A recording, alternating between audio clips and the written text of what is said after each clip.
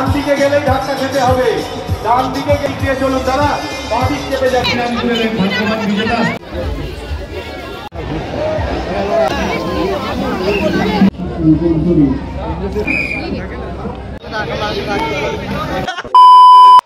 Hello everyone, welcome to my channel Anas lifestyle. তোমরা সকলে কেমন আছো? আশা করছি ভালো আছো, আমিও খুব ভালো আছি। আজকে হচ্ছে জগদ্ধাত্রী পুজো, আর আজকে আমি যেতে চলেছি আলোর শহর চন্দননগরে। তো চলো এখন রেডি হয়ে আসি, তো রেডি হয়ে দেখা হচ্ছে। সো ফাইনালি আমি রেডি হয়ে গেছি। তো এটা হচ্ছে আজকের আমার লুক। তো আমার লুকটা কেমন লাগছে অবশ্যই কমেন্ট করে জানিও। তো চলো এখন বেরোনো যাক। তো তারপরে তো চলে আসলাম বর্ধমান আর্কেডের সামনে, আর এখানে একটু খিদে পেয়ে গিয়েছিলো, তাই এখান থেকে একটা চিকেন কাটলেট আর একটা এগরোল নিয়ে নিলাম। তারপরে তো ট্রেনের টাইমও হয়ে গেছিলো, তাই স্টেশনে চলে গেলাম। আমাদের তো ট্রেনের টাইম ছিল 5:30টায়। তারপর আমরা চলে আসলাম মানকুণ্ডু স্টেশনে, আর আমরা মানকুণ্ডু থেকেই আমরা প্যান্ডেল হপিং শুরু করেছিলাম। তো দেখো 7টার সময়ও কত ভিড় রয়েছে। আমরা প্রথমেই তো গিয়েছিলাম মানকুণ্ডু স্পোর্টিং ক্লাবের ঠাকুরটা দেখতে, আর সত্যি বলতে এই প্যান্ডেলটা আমার সব থেকে সেরা লেগেছে। প্যান্ডেলের ভিতরে লাইটিং নিয়ে তো কোনো কথাই হবে না, জাস্ট ওয়াও ছিল। আর গ্যাদারিংটা তো প্রচন্ড ছিল।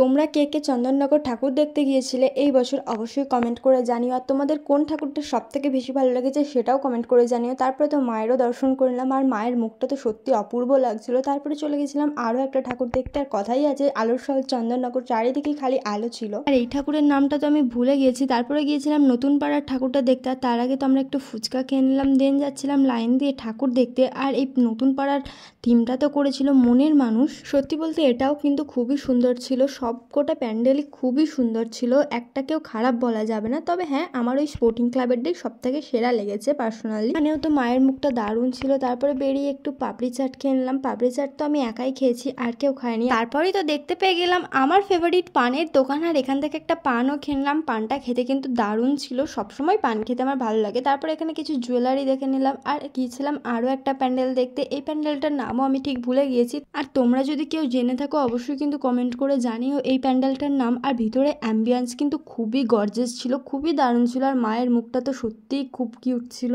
আর তারপরে তো আরও একটা প্যান্ডেলের কাছে গেলাম। এই প্যান্ডেলটার নামটা তো আমি ভুলে গিয়েছি। সত্যি বলতে আমি ভেবে রেখেছিলাম প্যান্ডেলগুলোর নাম আমি মনে রাখবো, তাও আমি ভুলে গেছি। তোমরা যদি জেনে থাকো অবশ্যই জানিও। আর এখানে কিন্তু মেলা বসেছিল, আগের বছর এখানে আমি রাইড করেছিলাম, কিন্তু এবছর আর রাইড করিনি। তারপরে তো এখান থেকে আমরা খেয়ে নিলাম অরুণ আইসক্রিম, যেটা খেতে আমার তো বেশ ভালো লাগে। তারপরে খেয়েছিল ঝালমুড়ি, যেটা আমি খাইনি। তারপরে গিয়েছিলাম লিচুতলার প্যান্ডেলটা দেখতে, আর এই প্যান্ডেলটাও কিন্তু খুবই সুন্দর ছিল, খুবই সুন্দর ছিল, যতটা সুন্দর হতে হয়।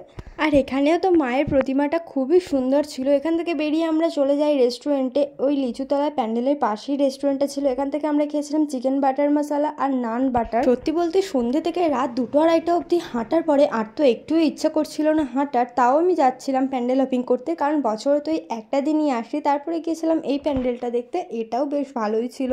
হ্যাঁ, আমরা কিন্তু গিয়েছিলাম অষ্টমীর দিনে প্যান্ডেল হপিং করতে। তারপরে গিয়েছিলাম এই সাবিনারা এখানকার প্যান্ডেলটা দেখতে, আর এখানকার প্যান্ডেলটাও কিন্তু খুবই সুন্দর হয়েছে। আর ভিতরে এই জিনিসটা আমি সব থেকে বেশি অবাক হয়েছি, এটা কিন্তু দারুণ ইউনিক হয়েছে। সত্যি বলতে আমার কিন্তু একটুও ইচ্ছে করছিল না, আমার পায়ে খুবই ব্যথা করছিল। তারপর গিয়েছিলাম হালদারপাড়া ষষ্ঠীতলা ঠাকুরদা দেখতে, আর দেখো ভোর 3টের সময়ও কতটা ভিড় রয়েছে। এখানেও তো মায়ের প্রতিমা দর্শন করে নিলাম, খুব কাছে যেতে পারিনি, আর এই জিনিসটা কিন্তু আমার খুব ভালো লেগেছে। তারপরে গিয়েছিলাম লালবাগানের প্যান্ডেলটা দেখতে, আর এখানেও প্যান্ডেলটা বেশ ভালোই ছিল। আর আমরা প্যান্ডেল হপিং করিনি, আমরা চলে গেছিলাম চন্দননগর স্ট্যান্ডে, ওখানে গিয়ে কিছু ফটো ভিডিও নিচ্ছিলাম। তো চলো এই ভিডিওটা এই অবধি, দেখা হবে নেক্সট ভিডিওতে। আর হ্যাঁ, খুব তাড়াতাড়ি কিন্তু দুর্গাপুজোর এবং দীঘা ঘুরতে যাওয়ার ভিডিওগুলো আসছে। তো চলো টাটা।